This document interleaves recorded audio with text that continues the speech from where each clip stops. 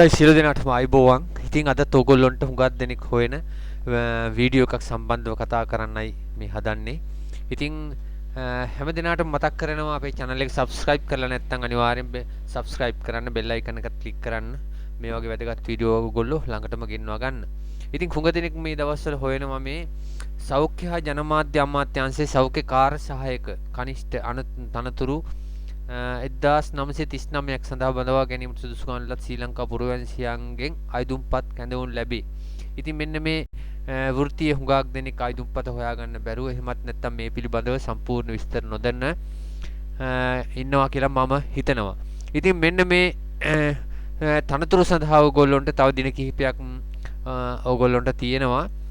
ඒ නිසා මම හිතනවා ඔයගොල්ලොන්ට 2026 1/12ට ප්‍රථම තමා මෙන්න මේ ආයුධම්පත යොමු කරන්නට අවශ්‍ය වෙන්නේ.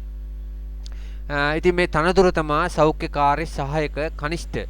ඉතින් මේකේ ප්‍රධාන දේවල් ටික මම ඔයගොල්ලොන්ට කියන්නම්. මේකේ අධ්‍යාපන සුදුසුකම් වශයෙන් අවශ්‍ය වන්නේ අපොස සාමාන්‍ය පෙළ විභාගයේ විෂයන් 6ක් සමග සම්මාන දෙකක් පමණයි. අධ්‍යාපන සාමාන්‍ය පෙළ විභාගයේදී විවරකට නොවැඩි වාර ගණනකදී යටත් පිරිසෙන් සම්මාන දෙකක් සහිත විෂයන් 6ක් සමත් වී තිබීම. සම්මුඛ පරිසර සහභාගී වීමේදී විභාග දෙපාර්තමේන්තුවෙන් ලබාගත් අධ්‍යාපන සහතික මුළු පිටපත් ඉදිරිපත් කිරීම අනිවාර්ය වේ කියලා දාලා තියෙනවා. ඊට පස්සේ දාලා තියෙනවා තනතුරු අදාළ ශාස්ත්‍රයේහි NVQ3 මට්ටම හොයිට ඉහළ මට්ටමක් ලබා තිබීම කියලා. ඉතින් ඒක නැතත් ඕගොල්ලන්ට මේක සඳහා අයදුම්පත් ඉදිරිපත් කිරීමේ හැකියාව තිබෙනවා. ඉතින් වැටුප් පරිමාණයන් පිළිබඳ මෙතන දාලා තිනවා රුපියල් 40000යි. ওই විදිහට ඒක පොඩ්ඩක් කියවලා ඕගොල්ලෝ බලන්න. ඒක වැඩි වෙන විදිය සම්බන්ධයෙන් දීලා තිනවා.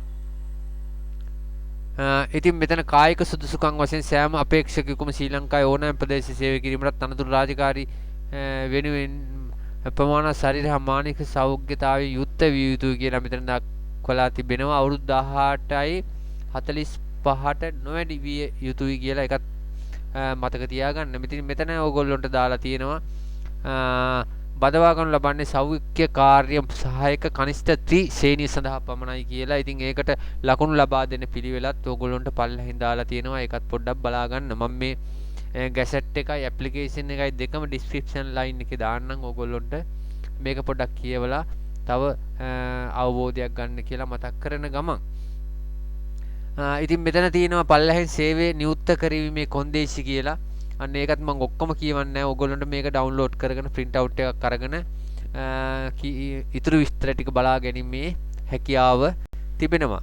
ඉතින් මම මේකේ ඕගොල්ලන්ට ආයුධම් කරන ආකාරය පිළිබඳව කියන්නම්. මේක ආයුධම් ඕගොල්ලන්ට මම මේ ඇප්ලිකේෂන් එක ඩවුන්ලෝඩ් කරගන්න ලින්ක් එක පල්ලෙහින් දාලා තියෙනවා. ඒක ලස්සන පිළිවෙලකට සිය අත්අකුරීම සම්පූර්ණ කර ආයුධම්පත බහලම වම් කවරේ වම් පස්සේ ඉහළ කෙරවරේ සෞඛ්‍ය හා ජනමාධ්‍ය අමාත්‍ය පාතිම ශිල්පිය නොවන PL 1/2006 සේවා ගණයේ සෞඛ්‍ය කාර්ය සහායක කනිෂ්ඨ තනතුර සඳහා බඳවා ගැනීම 2025 යනුවෙන් සඳහන් කර 2026 1/12 දිනට හෝ එදිනට ලැබෙන පරිදි අධ්‍යක්ෂ පාලන 4 ශාඛාව සෞඛ්‍ය හා ජනමාධ්‍ය අමාත්‍යාංශය සුසිරිපාය අංක 385 පූජ්‍ය බද්දේගම විමල වංශිමි මාවත කොළඹ 10 ලිපිණයට ලියාපදිංචි තැබෑලෙන් එවිය යුතුයි කියලා දාලා තියෙනවා. ඉතින් ඕගොල්ලන්ට පුළුවන් මෙන්න මේ QR මේ වෙබ්සයිට් එකට ගිහිල්ලා හෝ මේ QR කේතේ ස්කෑන් කිරීමෙන් ආයුධම් පත්‍රය බාගත කර හැකියි කියලා දාලා තියෙනවා.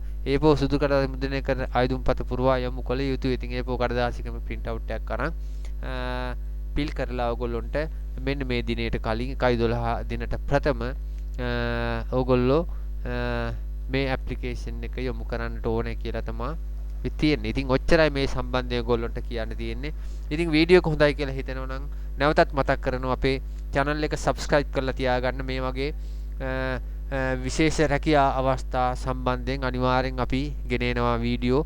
ඉතින් මේක ඔන්ලයින් ඇප්ලයි කරන එකක් නෙවෙයි නිසා ඔයගොල්ලන්ට තැපැල් මාර්ගයෙන් තමයි යොමු කිරීමට හැකියාව තිබෙන්නේ. ඉතින් නැවතත් මේ වගේ වීඩියෝ එකකින් හමු වෙන තුරු ඕගොල්ලෝ හැමදිනාටම සුබ දවසක් කියලා ප්‍රාර්ථනා කරන ගමන් අපි ගිහිල්ලා එන්නම්.